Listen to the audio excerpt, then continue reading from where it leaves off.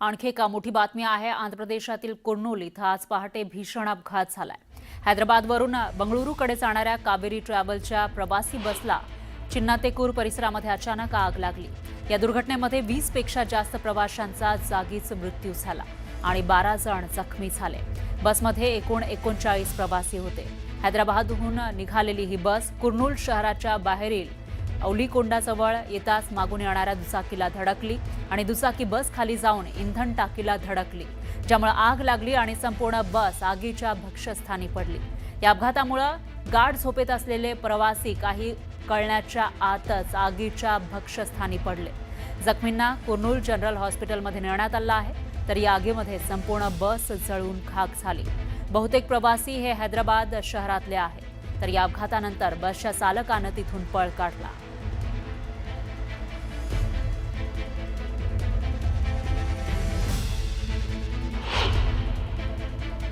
आता आपण मुंबईतल्या या सायन परिसरात आहोत।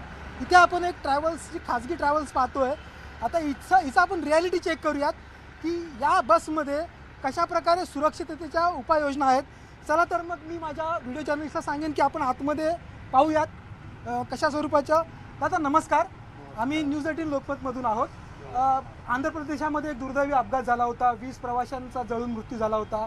आपल्या बसची काय सुरक्षिततेच्या उपाययोजना आहेत ह्या जरा आम्हाला दाखवू शकाल? आपल्याकडे अग्निशामक यंत्र जे असतं, फर्स्ट एड आहे, हे बघा फायर आहे, इथं आहे अग्निशामक आहे आपल्याकडे सेफ्टी आहे, आणि फर्स्ट एड फ्रेश ओके। हा दरवाजा सहजरित्या खुलतो का कशा प्रकारे हे आपण प्रत्यक्ष स्वतःच्या डोळ्यांनी पाहूयात। हा दरवाजा खोलण्याचा प्रयत्न करतोय। हा दरवाजा खोललेला आहे। तर हा एमर्जन्सी एक्झिट या ठिकाणी आपल्याला पाहायला मिळतं आहे। त्यासोबत आपण पाहूयात की बसच्या ज्या खिडक्या असतात या खिडक्या तोडून देखील बाहेर पडावं लागतं आपत्कालीन स्थितीमध्ये।